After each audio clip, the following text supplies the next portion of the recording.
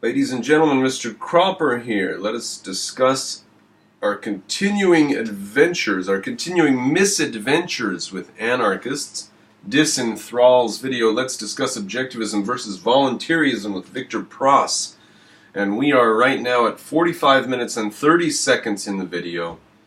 Victor Pross is saying that religion, after declining from centuries of being on top, religion had set the stage for what was described as good or bad, right or wrong, but that ultimately that this was subjective. It came from someone being inspired, or it was gotten from the Bible, from a book. You know, Peikoff has the dim hypothesis that would help us clarify here. There are two sets of ethical principles in history. There's the misintegrated principles, where they have principles but they're confused, and that would be the Bible, where they wrote it down. They said, these are our principles, and at least they wrote something down. That's at least something. And then there's the disintegrated approach, which is my ethics is whatever I happen to think of or whatever my group happens to choose, without any long-term approach or anything we got from our great-grandfathers or anything. Just make it up as I go. I don't have anyone else I have to go from. Neither of them take account of objective reality. One of them just says, I've got these long-term rules that I take from my great-grandpa, and the other says I can decide anything for myself, and there are no rules at all. So one of them is disintegrated and one is misintegrated. Neither of them are objective. So those are the two camps of ethics. Now, altruism, let's listen to what he says. And he doesn't mention altruism, and then I'll say how altruism applies, and we'll define altruism. It's not just religion. For centuries, since the decline of the religious approach to philosophy, the consensus among ethicists has been that the questions of wrong or right is arbitrary. And here we have that premise that underlies the questioner's approach. Okay. Right and wrong ethics is the realm that's ruled by subjective feeling, disassociated from reality, reason, and science. So in this view, there is no disputing about value judgments. There are no objective grounds on which to choose production or theft. So ethics is not scientific, right? That's what they say. Now, I would put to you, just let's do that real quick. Is it scientific whether or not you step in front of a bus? Could we call that scientific? Is it scientific whether or not you drink cyanide? Is it scientific whether or not you go to your neighbor's house and hit him on the head and take his dinner? Those are scientific in some sense. You could test them. You don't know how your neighbor would react, and because he would react differently than molecules which would react in a reliable way, your neighbor has free will. Now you've discovered politics. Okay, let's not get too distracted on that. So, he says people have been talking about ethics for centuries and that they don't have the proper approach. Let's talk about altruism for a second. Altruism, which is otherism, means your choices are dictated by other people in some way, whatever way, to benefit them or whatever, or your actions have to be aimed at other people. They have to be ultimately the supposed beneficiary, not even the real beneficiary. Altruism, for the purposes of objectivism, within the context of objectivist ethics, altruism can be defined as any system of ethics besides rational egoism. All other systems can be defined as altruism. Because altruism being self-destructive, any other set of choices besides rational egoism will end in being self-destructive. Now, the objectivists who are most steeped in the philosophy will just follow me right through that. That's fine. The rest of you, if you want to iron that out, go pick through it and get your questions and ask me if you need to know more about what I said there. Okay, so 46 minutes and 38 seconds, he says. They just don't get the ethics.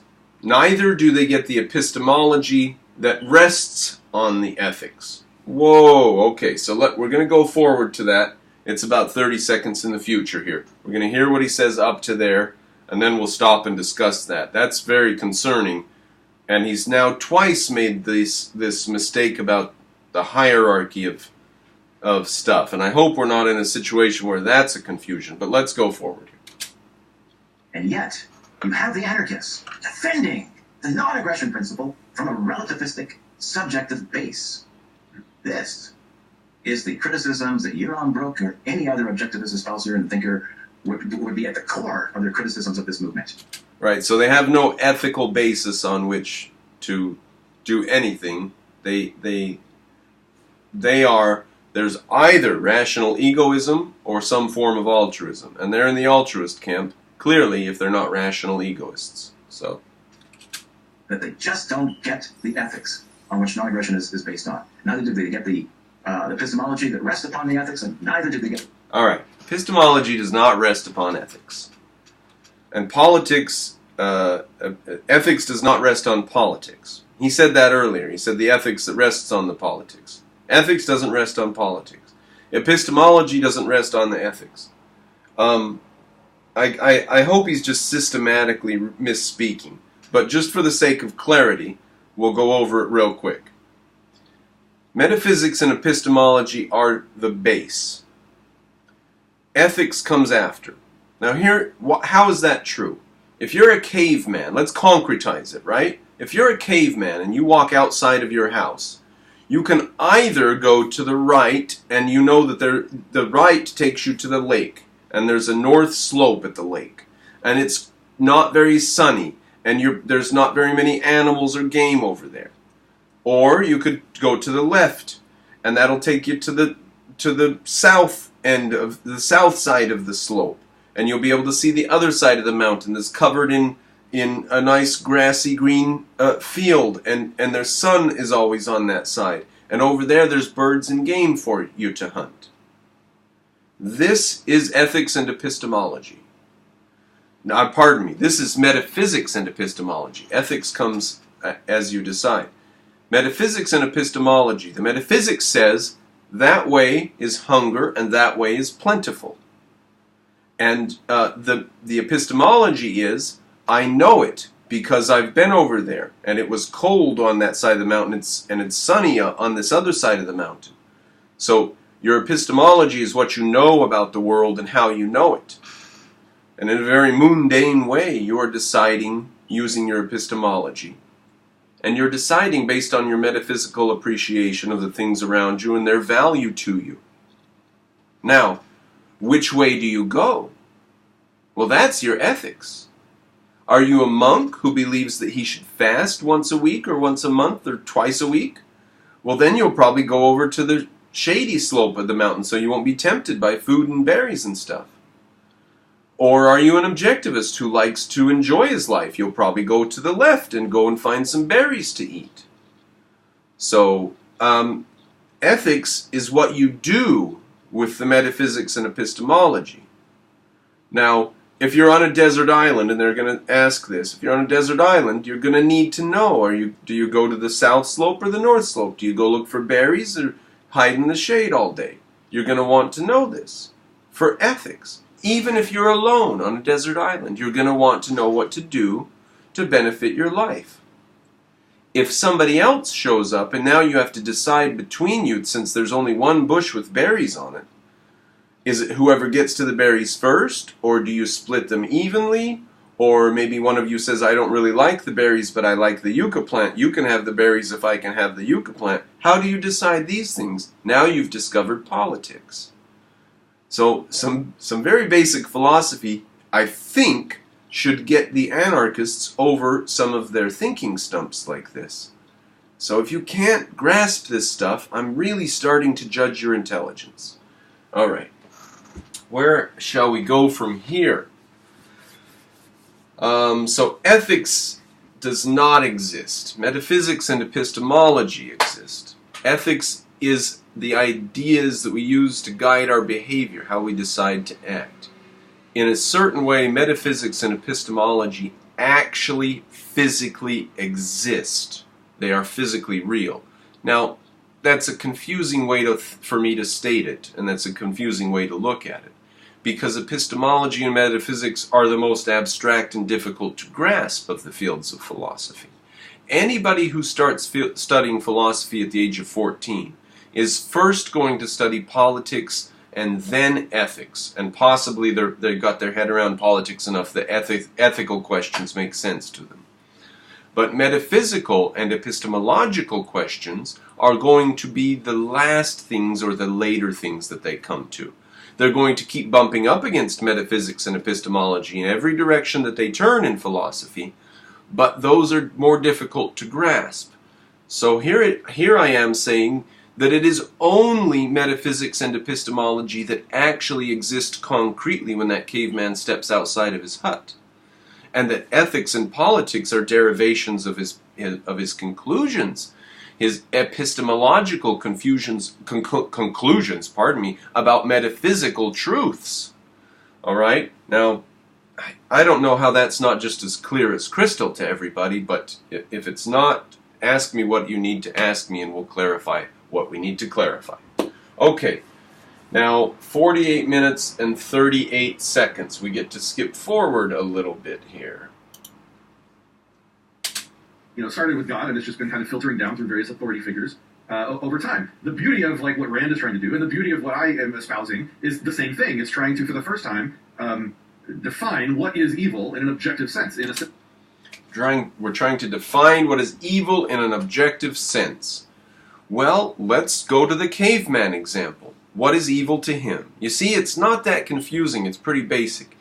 You are confused, Disenthrall, Patrick, Hershey Kiss, Forehead Boy. You are confused because you don't draw a distinction between morals and politics. And you don't draw that distinction because you don't think that politics should exist, or you think that you can just skip right into practicing politics without a moral base. Either which way you're looking at it, you can't tell which way you're coming at it because you've got the two intertwined, you've conflated them, and you think that they're equal. The clarity of your thinking and the depth of your thinking is revealed when he asks you if a person would need morality on a desert island, and you say no. Doesn't appeal to authority in a sense that cannot change, is not subjective, not subject to opinions and circumstance and feelings. It's a unified objective definition of what is evil. All right, we want a unified objective definition of what is evil. Now I'm speaking to the objectivists, I believe. I don't think anybody else is going to understand this, but go ahead and follow along if you want, ladies and gentlemen. So to the objectivists, I want to say right now that he is a rationalist.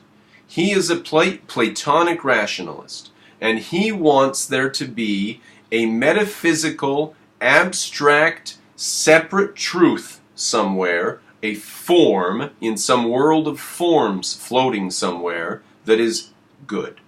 And only then will he be satisfied that he has found an objective good. Now this refers to the guy in the train car that wanted to find something to cut his jugular. And Patrick would be so confused at that point because he would point to his form of the good in heaven and he would say the form of the good in heaven precludes sharp objects in your jugular. So he just does not have any way to judge reality because reality depends on you and your circumstances and your values and what's happening, the facts around you, which can be very strange facts sometimes. And those facts can even be dependent on other individuals who have free will, which means you can't predict what they will do. They might do very strange or very heinous things for no reason at all, possibly, or for a reason you can't fathom, and you have to react to them. And it's your life at stake and your values at stake in reacting to them. This is the science of politics. Now, if you can't tell the difference between ethics and politics, or you can't define ethics, or you don't know why we have ethics, then you're just crazy. You're just floating, and you have no idea how to think about these things. So we see, first of all, where the anarchists are it's just crazy. And second of all, we see why they can't think about these things, and why arguing and debating with them is it's just poking a cloud. It's just a nothing at burger. It's just garbage and nonsense because they can't think from one thing to the next, because they have no principles, because they don't understand the subject, because they've conflated ethics and politics. All right, 49 minutes. Where are we here? If we can skip, I get to turn my page in my notes. We're going to skip to 50 minutes and 20 seconds. The difference between volunteerism and objectivism. I am the journeyman here, not the master, and that's how I would define the difference between voluntarism and objectivism. Is voluntarism is defining evil based on the non-aggression principle. Objectivism is defining evil based on what harms life or what does not. So when you decide that things are evil based on whether or not someone's attacking somebody else, if that's your definition of evil or your basis for defining or describing evil, then you do not have anything to say about somebody on a desert island. And that shows the nakedness of their idea of what morality is and their conception of what politics is. Politics is a higher order derivation from morality. So just like you picking the berries off the bush, do you do it with the guy that's on the desert island with you? Do you before he gets there? What if he doesn't like the fact that you did it? Then do you have a fist fight, or then how do you get even with each other? This is not an easy subject, and you should be guided by principles the whole time. One of your principles should be fairness. So this is not an easy subject, but that does not mean you can just dispense with the whole subject and say, just be moral. Where do we go next? 58 minutes and 50 seconds. Would a man on a desert island need ethics? Let's just hear him say it. We've already talked so much about it, I don't think we need to actually hash over it. Let's just let him say it. To others. Let me ask you this. Would a person on a deserted island, a lone individual, need ethics? No, I think because you're judging sort of interpersonal behaviors. I don't think it's. This might be somewhere where we actually break from the objectivist. Now, to his credit, Victor Prost then, to both of their credit, Victor Prost then describes the desert island scenario and defines ethics, and Disenthrall says, well, as you've defined it there, yes, I would definitely need ethics to tell me what was to my advantage on the desert island. So, there's a light at the end of the tunnel. Maybe he can change his views, maybe he can come around to understanding and integrating these views better. I hope so. That's the only thing good that could come out of this. Alright, so ethics is your actions as per values. Politics is your actions as per values, as per other people. You see? As when the guy steps out of his hut and decides his actions as per his values, that's one level. But when he decides his actions as per his values, as per other people, you're just adding on another conjunction there. See? Now, politics, therefore, has not gone into some ethereal realm. Okay? It is simply ethics with other people being involved. All of your considerations of ethics still hold true in politics. It's just you've got somebody else there in the room. That's all. Anything that's ethical or unethical for you is unethical or ethical in a context of politics. Politics is simply adding one person to the situation. On a desert island, one person is ethical, two people, now you need politics. That's all it is. All right. Now, so what have we done? A 15 and now a 20-minute video plus the original 15. So we're an hour into this, or 50 minutes into this stuff. If you appreciate what I do, ladies and gentlemen, please patronize me. I could go and get a second job in the time it takes me to read the books and do the videos that I'm doing. So I've specifically chosen to put my efforts and actions into this. I suspect that this extravaganza is worth a couple of patrons. So if you're one of the people that you think should be patronizing me, go to Patreon and start doing that. Misadventures with Anarchists. So now I'm at 59 minutes and shall we continue? Let me do this here. 1 minute and 4 seconds and 55. He says, something else. I missed that note here. The life as the ethic cannot be universalized because, again, it's what serves life according to who? If it's according. Life as the ethic cannot be universalized. That's more to the point of his being a Platonic rationalist. He does want a universal, a unified, total definition for what is good or bad. And you can't universalize life as a value because it's subjected to each individual's life and they have to define each for themselves what's good for their life. We need some greater definition of good. So that's how we define non-aggression as the greatest definition of good then, right? Because everybody... Now why would it be good to not be aggressive against other people? Well, because that leads to a better, happier life. Dirt!